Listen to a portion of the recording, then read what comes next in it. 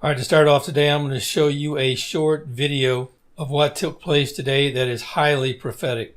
If you haven't been paying attention to the news, Israel and the United Arab Emirates made peace, and not just peace, but a historical peace on the level of Jordan and Egypt. And this is just something that you need to pay close attention to and follow it, because it is my belief that as to be a part of what the Bible calls a peace with many, more have to come on board. And as you watch this video that I'm already showing you, you're going to see that the speaker is going to say that this is the first step of many, and that they hope to bring peace to other Arab nations as they watch and see how this develops. And, I have to agree with him. I think that's the way it's going to be. I think it's going to be a very quick snowball effect in which the United Arab Emirates comes on board, and then other countries see how it develops, and they begin to bring peace with Israel and the United States in very quick succession. Now, the Bible says that it'll be a peace accord that will be with many, and that will be what starts the tribulation period.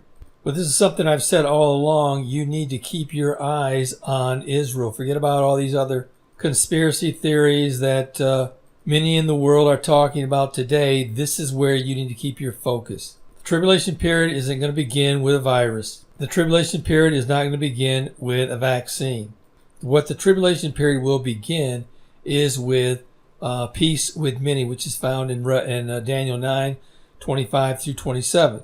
And the Bible says that the leader who will be a part of this peace with many, and may actually lead it, will come out of the European Union or in that area.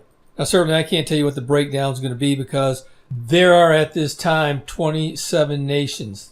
But it wouldn't shock me a bit if, in fact, the European Union did implode. That is, some of the intelligence global news sites that I get indicate that they believe that the European Union may very well be ready to implode and for it to break up. Right now, Italy is very close to going the same direction that the UK did. And their prediction is if Italy drops out, the European Union is all but done. So I have to believe that if that's the case, it's probably not too far down the road where this new 10-nation kingdom will be developed. And that'll just be another step in what we have seen written in the Bible. Now, this video clip is somewhere around 13, 14 minutes, so bear with it. And also, you should take in that they're also calling President Trump a peacemaker. And there are a few other things they said about the situation that are noteworthy that you need to pay attention to. Thank you all for being here. I want to start today by congratulating the people of Israel and the people of the United Arab Emirates.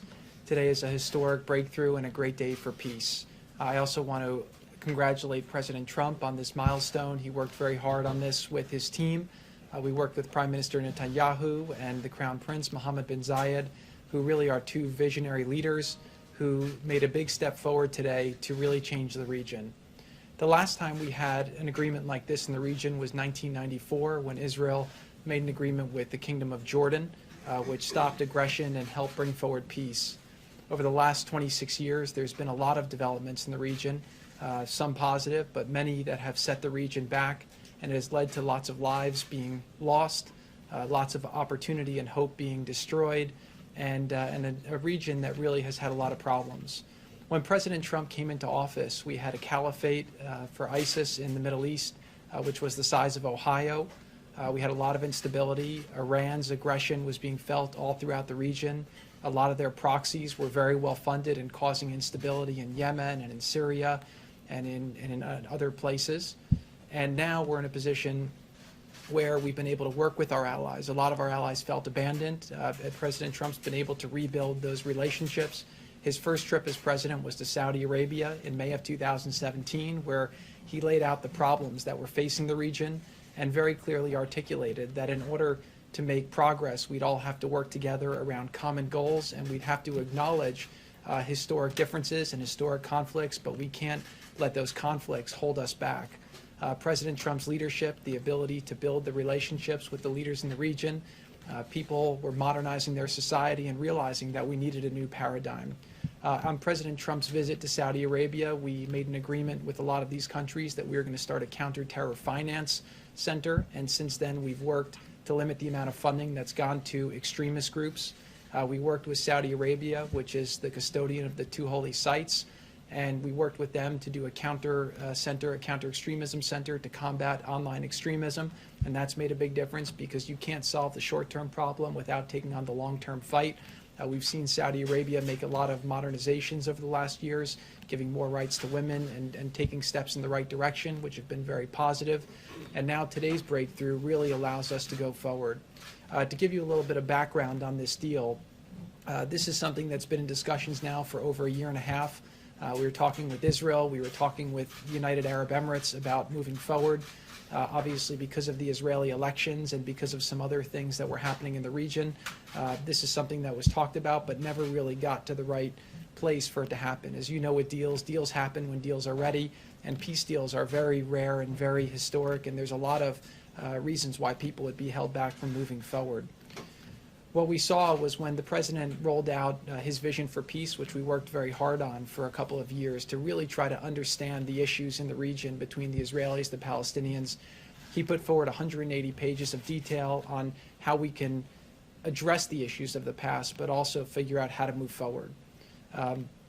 During that acknowledgement, President Trump was able to get Israel to agree to have a two-state solution with the Palestinians, and for the first time in history to agree to a map that outlined the territory that they would be willing to work with in order to see that happen.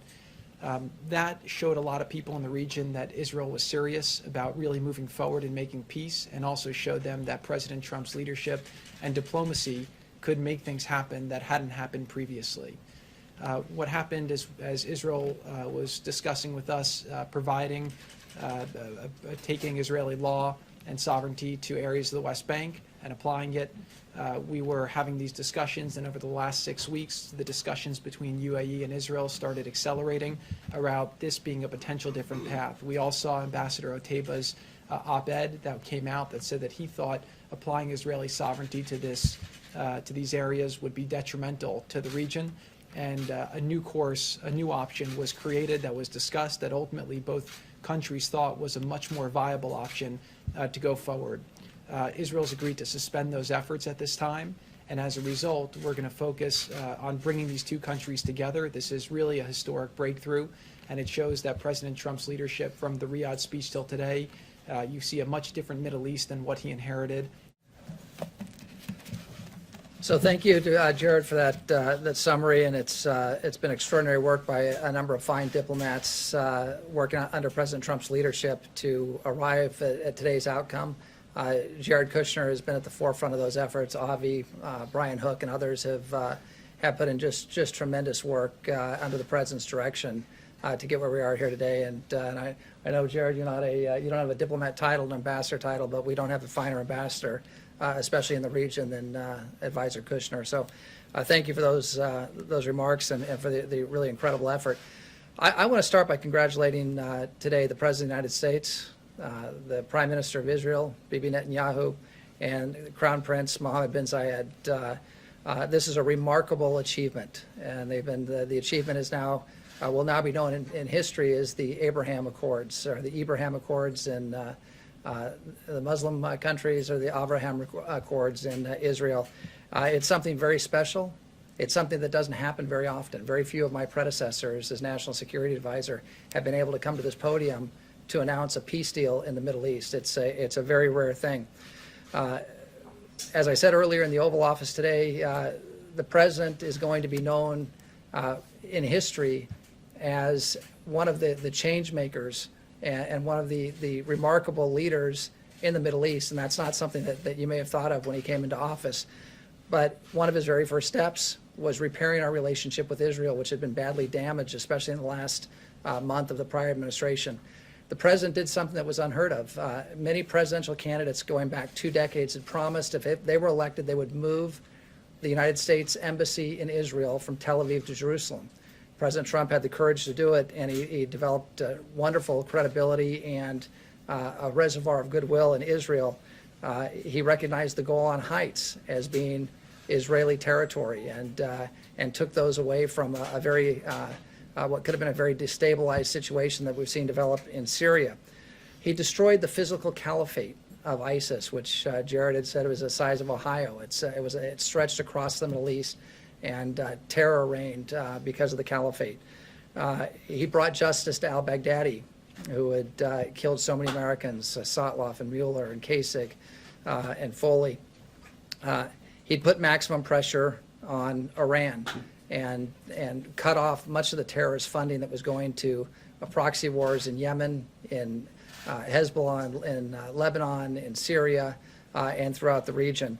And today we have the Abraham Accords. And he's brought peace to the Middle East, at least peace between the UAE and Israel. And what I have said is the president is often noticed as the greatest deal maker, and he wrote the book, The Art of the Deal, and he's considered a great deal maker, which he is. But I think history is going to remember the president for being a great peacemaker. He brought peace to Israel and the UAE. He has signed his diplomats signed a historic accord in Afghanistan. And I want to remind people that we haven't had an American casualty in combat in Afghanistan since February 29th. He used his offices and his pressure to stop Idlib from being overrun in Syria, and brought a ceasefire agreement when Turkey had invaded northern Syria. A lot of people said that when he came into office that there'd be war in North Korea, but through personal diplomacy has kept that situation from turning into a kinetic event. So it's really remarkable, I think, when you step back and take a look at what this president has done on the peace front. And it wouldn't surprise me. It'll take some time in this environment, but it wouldn't surprise me if the president's eventually nominated for a Nobel Prize for today's work is an example of why he would be rightly considered and should be a front runner for the Nobel Peace Prize. So I also want to compliment the courageousness of Mohammed bin Zayed, the Crown Prince. You know, there have been two other great Arab leaders, King Hussein in my lifetime, King Hussein and Anwar Sadat, who made peace with Israel. And now Mohammed bin Zayed enters that pantheon of great, courageous Arab leaders. And I want to compliment Prime Minister Netanyahu in Israel, who was under tremendous pressure to extend Israeli law and sovereignty to portions of the country, but has stepped up against that political pressure to make peace, something that may have been politically popular, but he put the interest of his country and his people first. And so I think we've got some very courageous leaders that worked with the president to come to today's tremendous historic accord. Stepping back from what does this mean beyond the historic idea of a major Arab country making peace with Israel all these years after 1948, it makes sense on so many different levels. The UAE and Israel are both capable security partners of the United States and close partners of ours in the region, standing up to Iran, standing up to Islamic extremism. The peace agreement between these two countries will encourage and foster cooperation in those efforts. These are very innovative countries. Israel is called the startup nation, and for those of you who've been there, you feel like you're driving through Palo Alto, through half the country. The UAE is also a very innovative country. Putting those two nations together is going to create a dynamic of innovation and creativity in the region. And both countries are populated by incredibly dynamic people. There are tremendous opportunities that are going to arise from this agreement. Jared talked about the idea of Arab pilgrims and Muslim pilgrims going to the Al-Aqsa Mosque, going up to the Mount and having the opportunity to pray in peace in Israel. As you know, the president has made religious freedom, especially religious freedom in the Middle East, a centerpiece of his foreign policy. And this is a great step towards fulfilling the idea that the three great faiths that came from the Holy City, Christianity, Judaism, and Islam, will be able to pray and interact peaceably together in that beautiful city of Jerusalem. Tourism, with Abu Dhabi and Dubai and the other Emirates have become meccas for tourism, especially before the Chinese virus, the COVID virus. Israel is a great land for tourism. That'll expand trade between the UAE and Israel, which both have incredible economies. And again, as we recover from COVID, this agreement will help the economies of those countries and the countries in the region expand. And I think you're going to see an increase in jobs in all three countries as a result of these accords. With respect to the peace process overall, we've got a great team. That team is going to be fanning out. We're going to be working the phones. We're going to be in the region, and we believe that there are other countries waiting in the wings that are going to watch and see how the tremendous response to the courage of Prime Minister Netanyahu and the Crown Prince have been received by their people and by the world. I mean, I've already been on the phone with a number of European counterparts who have called to congratulate us for our role in this accord, but some of whom are astounded that this took place. And we also think that this could lead to a great deal for the Palestinian people. It's a people that the President of the United States, President Trump, has not forgotten. And he's endorsed a two-state solution. He wants to see the Palestinian people in a prosperous country of their own. And the groundwork has been laid for that. So I think we'll be working very hard on those efforts in the coming months and year. So again, today is a great day. It's a great day for the people of the UAE. It's a great day for the people of Israel, for their leaders. And it's also a great day for the United States of America as we played a role that we've traditionally played throughout the world in coming in to mediate in difficult situations and achieve peace and achieve prosperity for our friends and neighbors. And again, I'm honored to be a part of the President's team on this. And again, we'll end with congratulations to the President for his leadership, and again to Prime Minister Netanyahu. This is exactly what the Bible said would take place in the last days when Israel became a nation again. He said that a generation would not pass away until he would come back, and mean his second coming. But before that time comes, there must be a rapture of the church, then a tribulation period. And the gateway to the tribulation period is going to go through Daniel 9:25 through 27, which talks about a 7-year tribulation period, but it begins with a peace with many. Now, granted, this is only between the United Arab Emirates and Israel, but there is great hope that the other Arab nations and the Palestinians will see the prosperity and how well this works out. And by seeing this, will want to join in on this peace with many. So to me, this is the first step of this scripture being fulfilled and the beginning of the tribulation period taking place. And as always, I will keep you up to date on how this is going. And if you don't know the Lord, you need to get to know him today. Your time is running out. Don't delay. And you that are Christians, you need to get a copy of my Tribulation Period Survival Guide. Go down to the description section of this video, get your copy, get it into the hands of your lost friends and loved ones. I can tell you right now, I don't believe it's going to be too long before they're going to need it. Well, this is Terry Malone with the Calvary Prophecy Report.